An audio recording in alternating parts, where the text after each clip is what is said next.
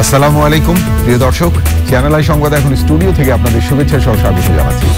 আর সংবাদের পুরোটা জুড়েই আপনাদের সঙ্গে থাকবো আমি সাইদুর রহমান। আশা করছি আপনারাও আমাদের সঙ্গে থাকবেন। এখন সবার আগে শুনুন যথারীতি ফ্রেশ বিস্কুট সংবাদ শিরোনাম। বাসের 60% বর্ধিত ভাড়া বুধবার থেকে কার্যকর, স্বাস্থ্যবিধি নিশ্চিত করে বাস ট্রেনে অর্ধেক আসন ফাঁকা রাখার শর্ত।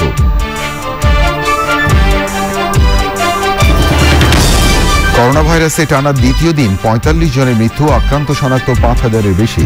মাস্ক পরাসহ স্বাস্থ্যবিধি মানায় অনেকের অনীহা। সংক্রমণের সময় নিরাপদ প্রসব নিশ্চিতে মায়েদের হাসপাতালমুখী করার উদ্যোগ। রাজধানী ও তৃণমূলে সেবাদান কেন্দ্র প্রস্তুত। এবং মহামারী পরবর্তী তারল্য সংকট সমাধান ও ঋণের বোঝা লাঘবে বৈশ্বিক পরিকল্পনায় প্রধানমন্ত্রীর তাগিদ, বলিষ্ঠ নেতৃত্বে গুরুত্ব আরোপ।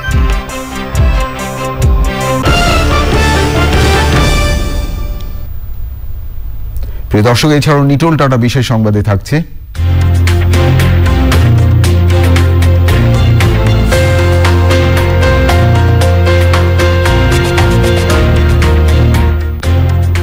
মুজিব শতবর্ষে আশ্রয়ণ প্রকল্পের ঘর পেয়ে জীবন বদলে যাওয়ার খবর। ঘরের চালের স্থায়ী সমাধান আনোয়ার সিমেন্ট শীট, সব সিজনেই ফিট। ধন্যবাদ প্রিয় দর্শক আমাদের সাথে যোগ দেওয়ার জন্য। এতক্ষণ সংবাদ শিরোনাম শুনলেন, চলুন যাওয়া যাক পুরো খবরে। আর এখনকার এই সংবাদ আয়োজন একই সঙ্গে চ্যানেল আই অনলাইনের লাইভ টিভি এবং চ্যানেল আই অনলাইনের ভেরিফাইড ফেসবুক পেজেও সরাসরি সম্প্রচার হচ্ছে। করোনা ভাইরাসের সংক্রমণ বাড়তে থাকায় অর্ধেক আসন ফাঁকা রাখার শর্তে গণপরিবহনে 60% ভাড়া বাড়িয়েছে সরকার। বুধবার এই সিদ্ধান্ত কার্যকর হবে, যা আগামী 2 সপ্তাহ পর্যন্ত চলবে। ধারণ ক্ষমতার অর্ধেক টিকিট বিক্রি শুরু করেছে বাংলাদেশ রেলওয়ে। লুৎফর রহমান সোহাগের রিপোর্টটি দেখুন। করোনা ভাইরাসের সংক্রমণ নিয়ন্ত্রণে সরকারের 18 দফা নির্দেশনা বাস্তবায়নে গণপরিবহনে 60% ভাড়া বাড়িয়েছে সড়ক পরিবহন ও সেতু মন্ত্রণালয়। কঠোরভাবে স্বাস্থ্যবিধি মানার নির্দেশনাও দেওয়া হয়েছে। স্বাস্থ্যবিধি মেনে চলা, অর্ধেক আসন খালি রাখা, হ্যান্ড স্যানিটাইজার ব্যবহার, শতভাগ মাস্ক পরার শর্তে বাস ভাড়ার হার 60% বৃদ্ধি করা হয়েছে। ভাড়া বাড়ানো নিয়ে মিশ্র প্রতিক্রিয়া দেখিয়েছেন যাত্রীরা।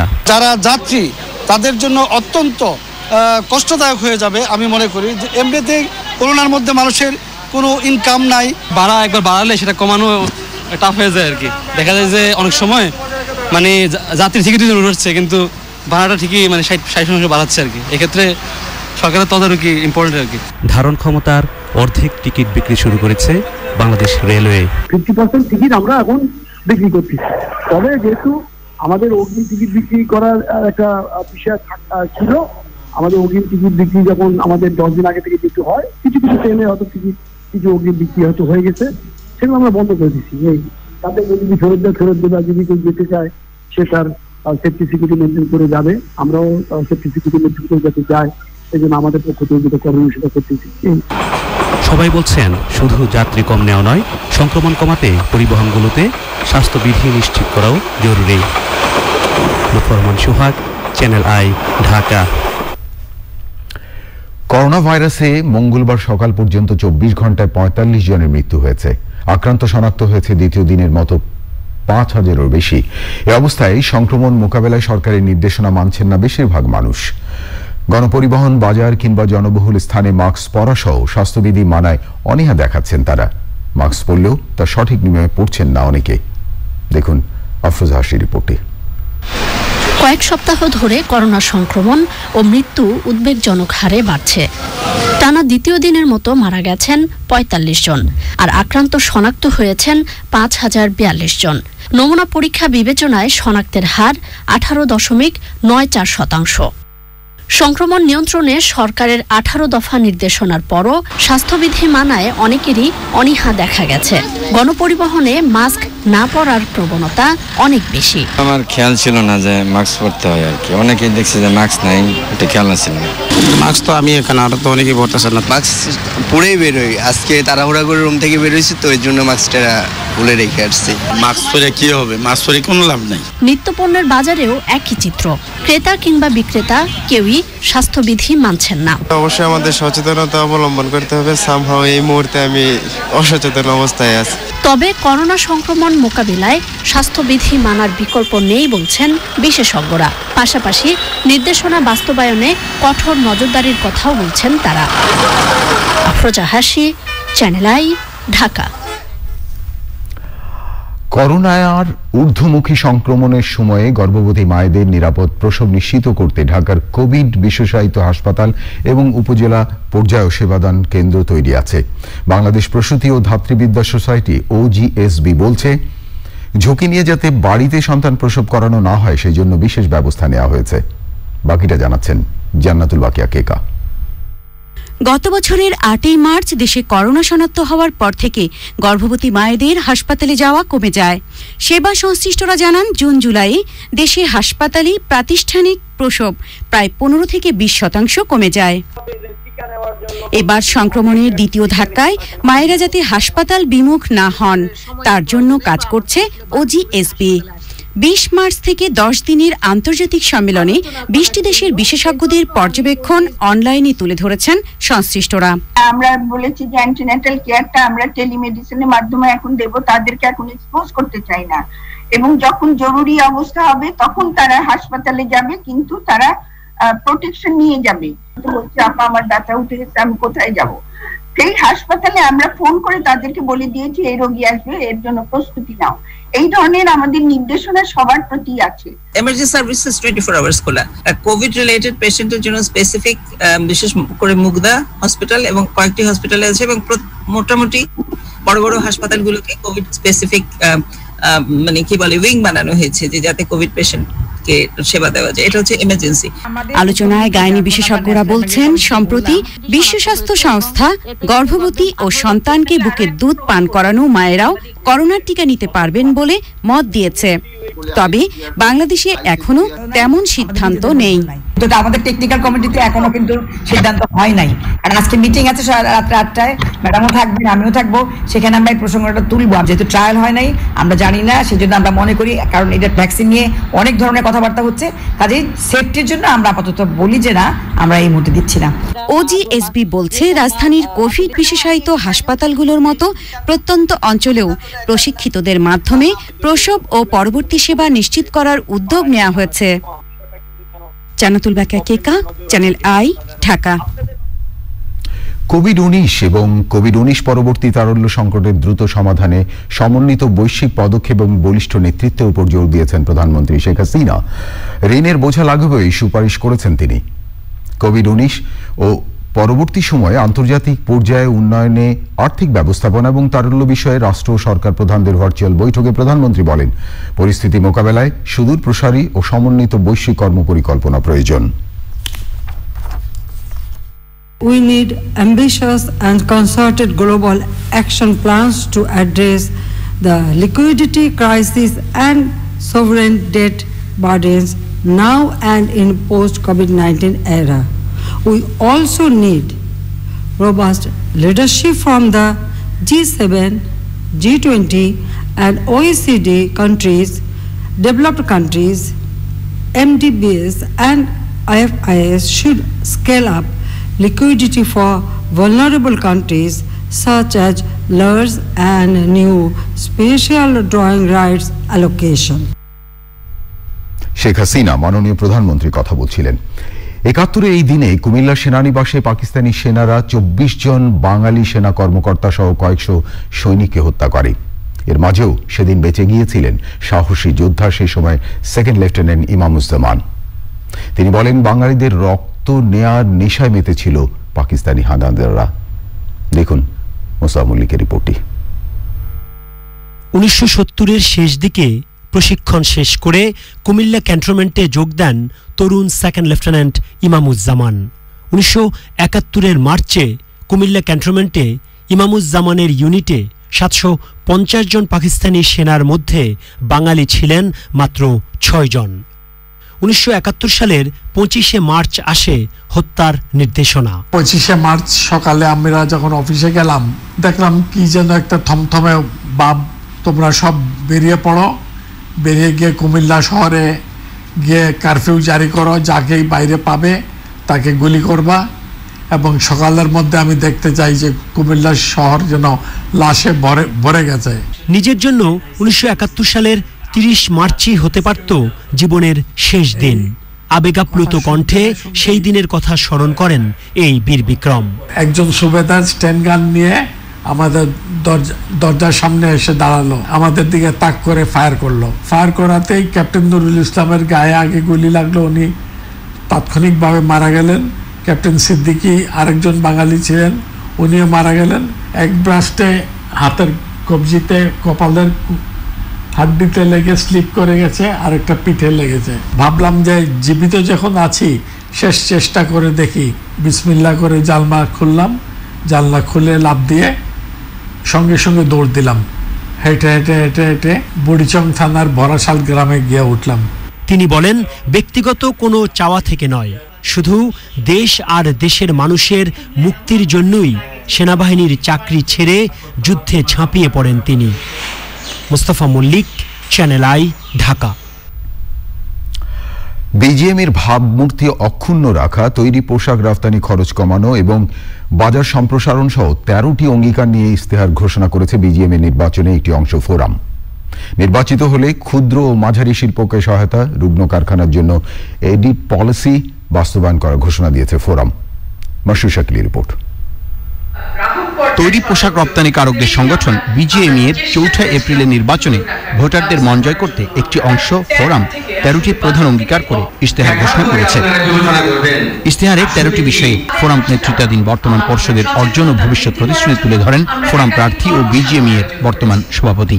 ব্যবসা পরিচালনা, ব্যয় কমানো এবং সহজীকরণ। প্রক্রিয়াধীন যা আছে সেটি হলো করোনার প্রভাব মোকাবেলায় শ্রমিক কর্মচারীদের বেতন ভাতা বাবদ প্রদত্ত ঋণ প্রণোদনার পরিশোধের সময়সীমা 2 বছরে 18 কিস্তির পরিবর্তে 3 বছরে 30 কিস্তিতে উন্নয়ন করা, যেটি আমরা অলরেডি প্রস্তাব দিয়ে দিয়েছি সরকারের কাছে। এছাড়া অন্ততপক্ষে করোনায় ক্ষতিগ্রস্ত পোশাক কারখানাগুলোর সৃষ্ট ব্যাংকের দায় দেনা সুদমুক্ত ব্লক অ্যাকাউন্ট 10 বছরের জন্য স্থিতি অবস্থায় রাখা, এটিও প্রক্রিয়াধীন আছে। একই সাথে সংশ্লিষ্ট সংগৃহীত ভ্যাট সংক্রান্ত সমস্ত পণ্য বা সেবায় ভ্যাট মওকুফ করা। নির্বাচিত হলে বাস্তবায়নের অগ্রাধিকারগুলোর কথা জানান প্যানেল লিডার। একটি হলো আমাদের ইমেজ বিল্ডিং, 2 নম্বর ব্যবসা পরিচালনায় ব্যয় কমানো,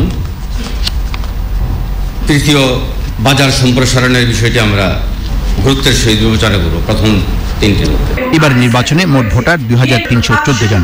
ভোটারদের কাছে উপহার পাঠানো নিয়ে ফোরাম ও সম্মিলিত পরিষদ পরস্পরের বিরুদ্ধে আচরণ বিধি লঙ্ঘনের অভিযোগ করেছে। মাসুর শাকিল, চ্যানেল আই, ঢাকা। আমার হাতে আরো খবর আছে প্রিয় দর্শক, দেখতে থাকুন চ্যানেল আই সংবাদ। এবারে অশোক লেনা নিফাত অটোস বিরতি, আর বিরতির পর যা দেখতে পাবেন। প্রথম দফার চেয়ে ভয়াবহ অবস্থায় ফ্রান্সের করোনা পরিস্থিতি। রমজানে সংক্রমণ নিয়ন্ত্রণে তুরস্কে কঠোর লকডাউনের ঘোষণা। বিরতির পর ফিরে এলাম। ধন্যবাদ প্রিয় দর্শক, আবারও চ্যানেল আই সংবাদে যোগ দেওয়ার জন্য। তথ্য ও সম্প্রচার মন্ত্রী ডক্টর হাসান মাহমুদ বলেছেন, উন্নত দেশের গণমাধ্যমকে যত জবাবদিহি করতে হয়, বাংলাদেশেও তা করতে হয়। ঢাকার রিপোর্টার্স ইউনিটি DRU-তে স্বাধীনতার 50 বছরে গণমাধ্যমের অর্জন ও চ্যালেঞ্জ বিষয়ে আলোচনায় মন্ত্রী বলেন, ডিজিটাল নিরাপত্তা আইন যাতে অপপ্রয়োগ না হয় সেদিকে সকলের গণমাধ্যমের দৃষ্টি দেওয়া উচিত। অনুষ্ঠানে সিটি ব্যাংক DRU ব্যাডমিন্টন টুর্নামেন্টের বিজয়ীদের হাতে পুরস্কার তুলে দেন তথ্য ও সম্প্রচার মন্ত্রী।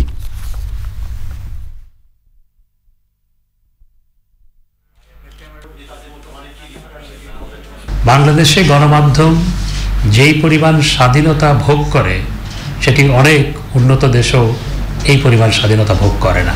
ভুল এবং অসত্য সংবাদ পরিবেশিত হওয়ার কারণে বিভিন্ন পত্রপত্রিকা, টেলিভিশনকে মোটা অঙ্কের জরিমানা দিতে হয়। আমাদের দেশে অসত্য সংবাদ, ভুল সংবাদ পরিবেশিত হয় না এটি কেউ বলতে পারবেন না, প্রচুর হয়। কিন্তু এই অসত্য ভুল সংবাদ পরিবেশিত হওয়ার কারণে কোনো সংবাদপত্র বন্ধ হয়েছে এমন ঘটনা ঘটেনি কখনো। ডক্টর হাসান মাহমুদ তথ্যমন্ত্রীর কথা বলছিলেন। করোনা নিয়ন্ত্রণে সরকার সম্পূর্ণ ব্যর্থ বলে অভিযোগ করেছে বিএনপি। গুলশানে বিএনপি কার্যালয়ে সংবাদ সম্মেলনে দলের মহাসচিব মির্জা ফখরুল ইসলাম আলমগীর বলেন, করোনা নিয়ে সরকার তথ্য গোপন করেছে। তিনি বলেন, সারা দেশে বিএনপির কর্মসূচিতে হামলা করা হচ্ছে। হেফাজত বা কোনো মৌলবাদী শক্তিকে বিএনপি কখনোই উস্কানি দেয় না, হেফাজতকে সরকারই উস্কানি দেয়।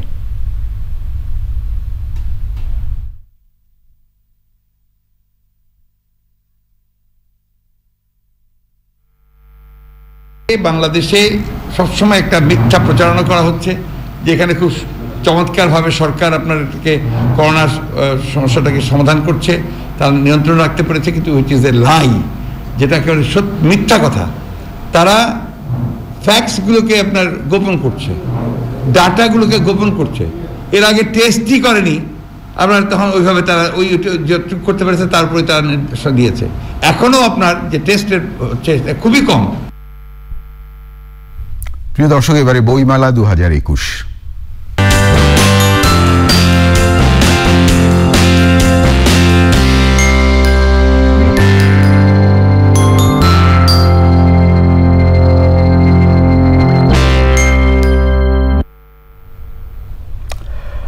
অমর একুশে বইমেলার 13তম দিন আজ।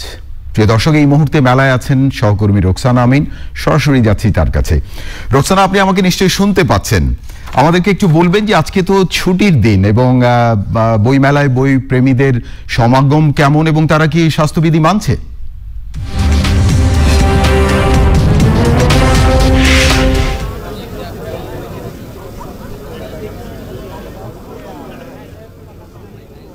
ধন্যবাদ সাইদুর। আজ 13তম দিন অতিক্রম করছে অমর একুশে গ্রন্থমেলা এবং আজ যেহেতু একটি সরকারি ছুটির দিন, সেই সরকারি ছুটির দিনটি হওয়ার কারণে আসলে এই 13 দিনের মধ্যে মেলার পুরো চিত্র পাল্টে দিয়েছে আজ সন্ধ্যাটা।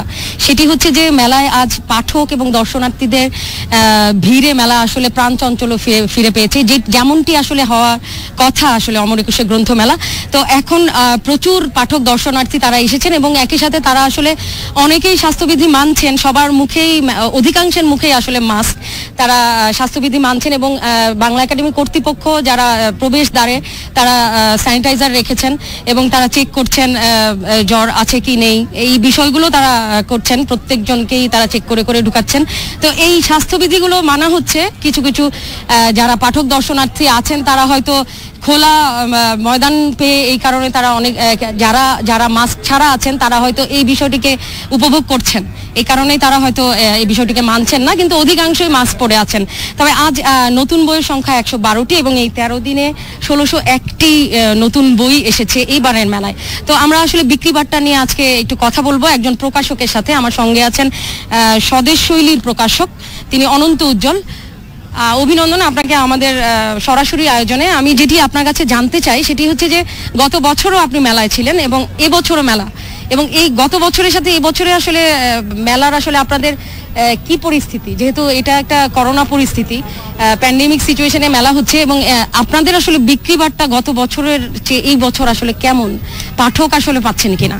ধন্যবাদ আপনাকে। আপনি প্রথমেই বলেছেন যে গত বছরের থেকে এই বছর, প্রথম বুঝতে হবে যে দুটো সিচুয়েশনাল পার্থক্য আছে। গত বছর হয়েছে ফেব্রুয়ারিতে, এবার হচ্ছে মার্চ এবং এপ্রিলে। তো এই কারণেই কিন্তু একটা বড় রকমের পার্থক্য তৈরি হয়েছে। বাংলাদেশের আবহাওয়া ফেব্রুয়ারিতে ভালো থাকে, কুল থাকে, এই মার্চ এপ্রিলে সেরকম থাকে না। আমার মনে হয় যে মেলাটি আয়োজন একটি রুটিন বাস্তবায়ন হয়েছে এবং একটা দ্বিধাদ্বন্দ্বের মধ্য দিয়ে যে এই আয়োজনটি সম্পূর্ণ হয়েছে, এখন পাঠক দর্শনার্থীদের মধ্যে সেই দ্বিধাদ্বন্দ্বটা আছে।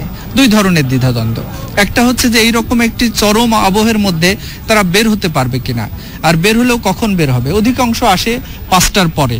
গত 12 দিনে আমরা যা দেখেছি তার থেকে আজকের দিনটা তুলনামূলক ভালো। এর কারণ হচ্ছে আবহাওয়াটা আজকে যথেষ্ট আরামদায়ক, এই জন্য অনেকেই এসেছে। আর অনেকেই আসতে পারছেন না, অথবা গত কয়েকদিন যে আনস্টেবল একটা সিচুয়েশন ছিল, এর জন্য অনেকে আসতে পারেনি। আর একটি মেলা আয়োজন হয়েছে, এতে আমরা খুবই খুশি, কিন্তু একটা মেলার উদ্দেশ্য যা থাকে সেই জিনিসটি বোধহয় সফল হচ্ছে না। সেটি হচ্ছে যে ব্যবসায়িকভাবে যে সার্থকতা, সেইটার জিনিসটি এবার কম, কারণ উপস্থিতি কম। ধন্যবাদ আপনাকে। অনেক ধন্যবাদ আপনাকে। তো সাইদুর, আপনার মাধ্যমে দর্শকরা শুনলেন আসলে মেলার সর্বশেষ পরিস্থিতি আসলে কি। আগামীকাল আবারও যথারীতি বিকেল 3টায় শুরু হবে মেলার দুয়ার। রোকসানা, আপনাকে অনেক ধন্যবাদ 21শে বই মেলা থেকে সরাসরি যুক্ত হয়ে আজকে ছুটির দিনের সর্বশেষ পরিস্থিতি জানানোর জন্য। প্রিয় দর্শক, এবারে সামিট আন্তর্জাতিক সংবাদ।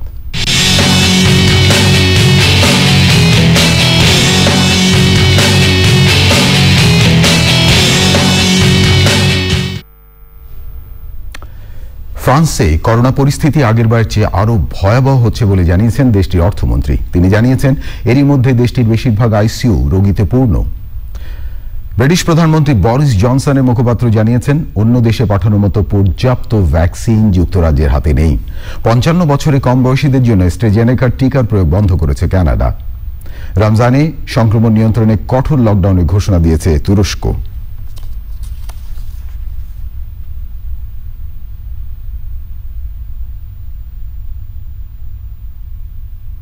এবারে নিটোল টাটা বিশেষ সংবাদ।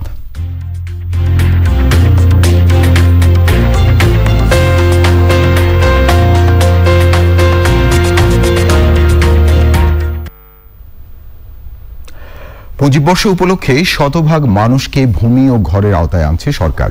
আশ্রয়ণ প্রকল্পের মাধ্যমে 2% জমির ওপর ঘর পেয়ে বদলে গেছে অসহায় মানুষের জীবন। টাঙ্গাইল থেকে ফিরে আক্তার হোসেনের রিপোর্ট।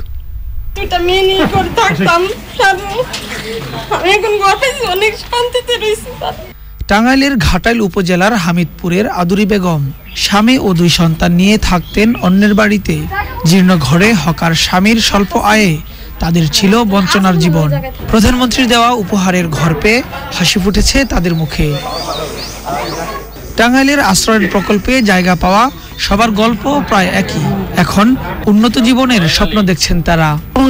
ঘর বাড়ি আছে, আল্লাহ কিছু ঠিকানা হইলো সামনা, কিন্তু আমার মায়ের ঘর পাইছে, খুশি হয়েছি। খুব কষ্টের সংসার চলতো, বাড়ি ঘর আসিল না। ও না গো কাছে ভালো লাগে গো বাবা, বাড়ি ঘরের কথা মনে হয় না, মাইশের জায়গায় থাকছি। ছোটোর সময় তো নেই অন্ধ, আমাদের খুব দুঃখ। আমি কোনো দুঃখ মনে করি না, এমনকি আমাদের প্রধানমন্ত্রী ঘর দিচ্ছে, আগে মাইশের বাড়িতে জায়গায় থাকতাম।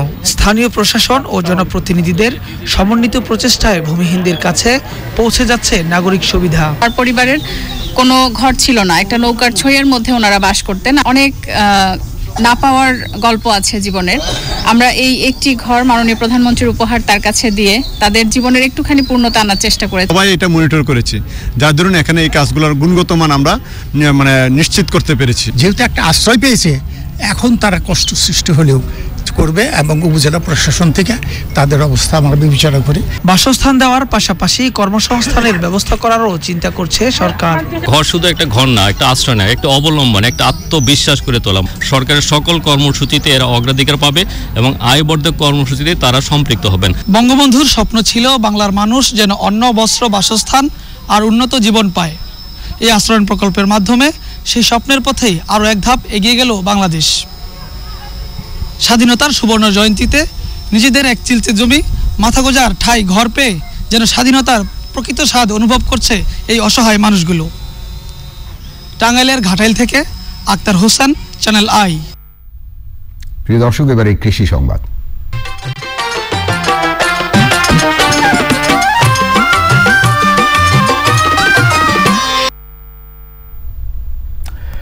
মেহেরপুরে এবার গমের ভালো ফলন পাওয়া গেছে। এবছর গমে ব্লাস্ট রোগ না হওয়ায় চাষিরা গম চাষ করে ভালো ফলন পেয়েছেন।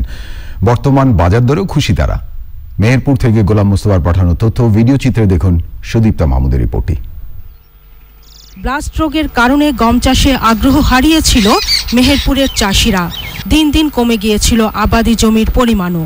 তবে গত বছর ব্লাস্টের প্রকোপ কমে যাওয়ায় গমের আবাদ বেড়েছে কয়েক গুণ। কয়েক বছর ধরে এই অঞ্চলে মাত্র 2-3 হাজার হেক্টর জমিতে গমের আবাদ হতো। এবছর গম চাষ হয়েছে 11,365 হেক্টর জমিতে। আবহাওয়ার কারণে যাই হোক গমটা ভালো হয়েছে, আবহাওয়ার কারণে এবারকার আবহাওয়াটা খুব ভালো, গমের ফলনটা মোটামুটি ভালোই হয়েছে। এবার অন্যান্য গম ভালো হয়নি, বাড়ির ক্ষেত্রে গমটা এবছরে কিংবা গত বছরেও ভালো হয়েছে। গবেষকদের প্রচেষ্টায় বাড়ি 33 ও বাড়ি 30 জাতের গম চাষ করে ভালো ফলন পেয়েছে কৃষক। ইতোমধ্যেই গম কাটা ও মাড়াইয়ের কাজ শুরু হয়েছে। বিঘায় গম আবাদে খরচ হয়েছে 6 থেকে 7,000 টাকা। 1 বিঘা জমিতে আপনার 18 থেকে 20 পর্যন্ত ফলন হচ্ছে আমাদের এবার, আর 6-7 হাজার টাকা খরচ হচ্ছে। আমাদের গমটা 12 টাকা করে পাই আমরা, তাহলে এবার একটু লাভবান হবে, আর যদি দামটা কমে যায় তাহলে আমাদের আর লাভবান হবে না। আগামীতে এই অঞ্চলে গম আবাদি জমির পরিমাণ আরো বাড়বে জানিয়েছে কৃষি বিভাগ। আগামীতে 100% বাড়ি জমি 33 যেটা ব্লাস্ট প্রতিরোধী সেই জাতগুলো আমরা করব, এবং সে ব্যাপারে আমাদের মাঠ কর্মীরা সবসময় সচেষ্ট আছে এবং চাষিদেরকে উদ্বুদ্ধ করে যাচ্ছে। এবার বিঘায় 15 থেকে 18 মণ পর্যন্ত গমের ফলন পেয়েছে কৃষক। Sudipta Mahmud, channel I. এবারে প্রকৃতি সংবাদ।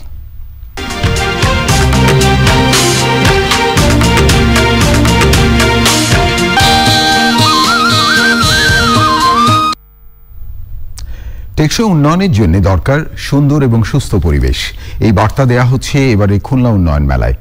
পরিবেশ রক্ষা করে উন্নয়ন কাজে এগিয়ে নেওয়ার তাগিদ দিয়েছেন আয়োজক এবং অতিথিরা, জানাচ্ছেন দানিয়াল সুজিত বোস। খুলনা সার্কিট হাউস মাঠে জমকালো আয়োজনে শেষ হলো দুদিনের উন্নয়ন মেলা। এবারের মেলায় পরিবেশ সুরক্ষার প্রচার ও প্রদর্শনী গুরুত্ব পেয়েছে। সরকারি বেসরকারি উন্নয়ন দূষণমুক্ত এবং পরিবেশ বান্ধব করতে পলিথিন ব্যবহার বন্ধ এবং শিল্প বর্জ্য ব্যবস্থাপনার নানা দিক তুলে ধরা হয়। যানবাহনে হাইড্রোলিক হর্ন ব্যবহার বন্ধ এবং দুর্যোগ প্রতিরোধে গাছ রোপণে উদ্বুদ্ধ করা হচ্ছে উন্নয়ন মেলায়। সুন্দরবন একটি বড় ইম্প্যাক্ট ছিল যে দুর্যোগ আমাদেরকে মানে একেবারেই বাঁচিয়ে দিয়েছে বলা যায় সেই বৃক্ষ।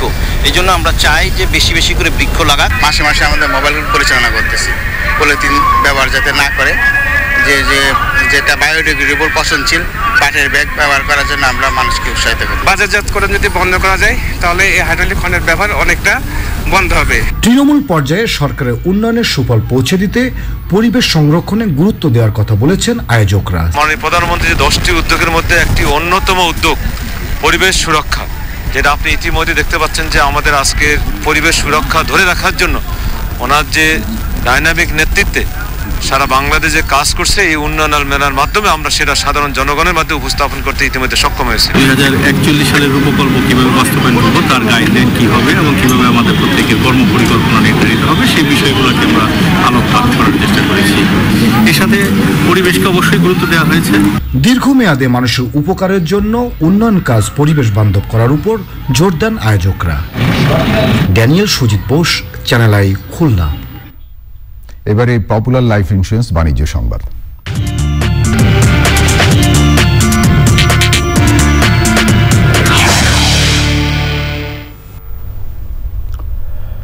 উৎপাদন যান্ত্রিক সমস্যার কারণে দীর্ঘ সময় বন্ধ থাকার পর আবার ড্রিমলাইনার 787 জেটের সরবরাহ শুরু করেছে বোয়িং কর্পোরেশন। প্রতিষ্ঠানটির দক্ষিণ ক্যারোলাইনার কারখানা থেকে ইউনাইটেড এয়ারলাইন্সের কাছে একটি উড়োজাহাজ হস্তান্তর করা হয়। গত বছরে অক্টোবর থেকে বন্ধ ছিল ড্রিমলাইনার 787 এর সরবরাহ এবং বাজারজাতকরণ। বোয়িংয়ের মুখপাত্র জেসিকা কোয়াল বলেন, গত কয়েক মাস ধরে তারা উড়োজাহাজের মূল অবকাঠামো সমস্যা সমাধান এবং পরিদর্শন কাজ করেছেন। সবকিছু ঠিকঠাক হওয়ার পরই আবার এই সরবরাহ শুরু করা হয়েছে।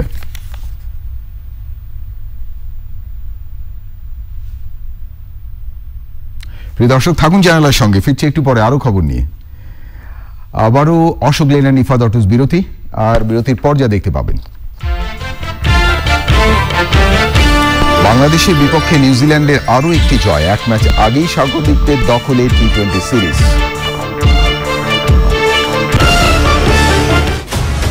প্রিয় দর্শক, বিরতির পর ফিরে এলাম চ্যানেল আই সংবাদে আরো খবর নিয়ে। আপনাদেরকে আরেকবার স্বাগত জানাচ্ছি। দেশে বর্তমানে কোনো ধরনের গণতান্ত্রিক চর্চা নেই, পুরোপুরি একনায়কতান্ত্রিক শাসন চলছে বলে মন্তব্য করেছেন জাতীয় পার্টির চেয়ারম্যান জি.এম. কাদের। স্বাধীনতা সুবর্ণ জয়ন্তী উপলক্ষে বছরব্যাপী অনুষ্ঠানমালার আয়োজনের উদ্বোধনী অনুষ্ঠানে কথা বলেন তিনি। বলেন, 1991 সালের পর থেকে সংসদীয় গণতন্ত্রের নামে দেশের গণতন্ত্রকে হত্যা করা হয়েছে। এরপর সরকার বদল হয়েছে, কিন্তু গণতন্ত্র ফিরে আসেনি। এ সময় সাবেক সংসদ সদস্য সালমা ইসলাম সহ দলের কেন্দ্রীয় নেতারা উপস্থিত ছিলেন।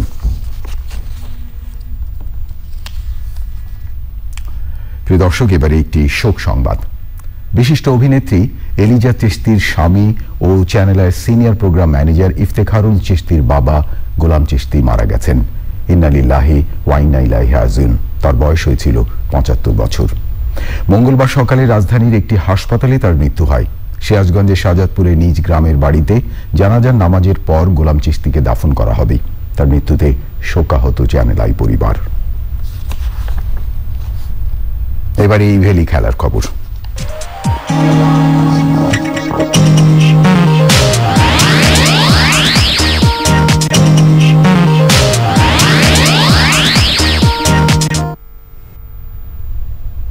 প্রিয় দর্শক, এখনকার খেলার খবরে পুরোটা জুড়েই রয়েছে ক্রিকেট। আরও একটি ম্যাচে বাংলাদেশের বিপক্ষে জিতল নিউজিল্যান্ড। দ্বিতীয় টি-20তে বৃষ্টির কারণে ডিএল মেথডে 28 রানে জিতে এক ম্যাচ হাতে রেখে সিরিজ জয় নিশ্চিত করল স্বাগতিক নিউজিল্যান্ড। এই জয়ের মধ্য দিয়ে নিজেদের শেষ 4টি টি-20 সিরিজ জিতে নিল কিউরা। দেখুন সাদি মাহমুদের রিপোর্টটি।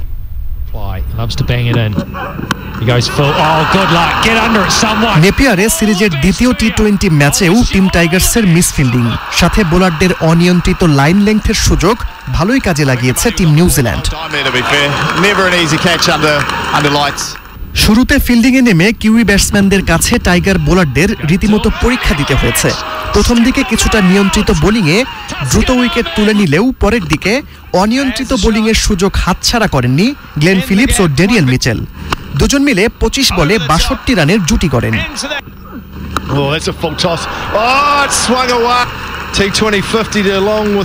17 ওভার 5 বলে 173 রানের পর দ্বিতীয় দফায় বৃষ্টি শুরু হলে টার্গেট নিয়ে কিছুটা জটিলতা সৃষ্টি হয়। প্রথমে 16 ওভারে বাংলাদেশের লক্ষ্য 148 শোনা গেলেও 1 ওভার 3 বল পর টিম টাইগার্সের লক্ষ্য দাঁড়ায় 170 রান।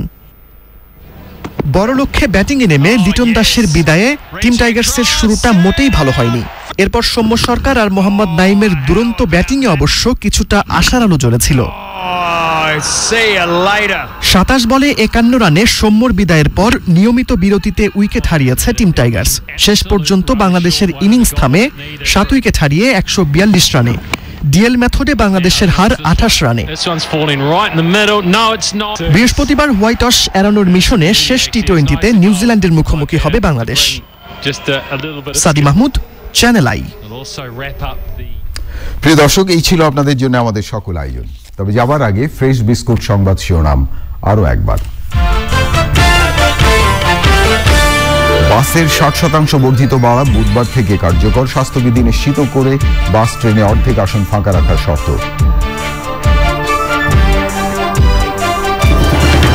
করোনা ভাইরাসে টানা দ্বিতীয় দিন 45 জনের মৃত্যু। আক্রান্ত শনাক্ত 5000-এর বেশি। মাস্ক পরা সহ স্বাস্থ্যবিধি মানায় অনেকের অনীহা।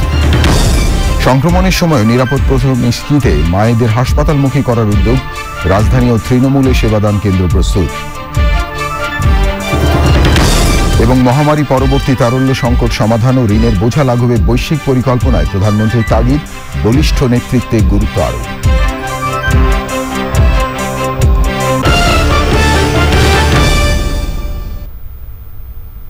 প্রিয় দর্শক, এতক্ষণ চ্যানেল আই সংবাদ দেখার জন্য অসংখ্য ধন্যবাদ। আর চ্যানেল আই সর্বশেষ সংবাদ জানতে যে কোনো মোবাইল অপারেটর থেকে ডায়াল করুন 22626 নাম্বারে। যে কোনো সময় সর্বশেষ সংবাদ জানতে channelionline.com-এ লগ ইন করুন। প্রিয় দর্শক, ভালো থাকবেন এবং ভালো রাখবেন সবাইকে।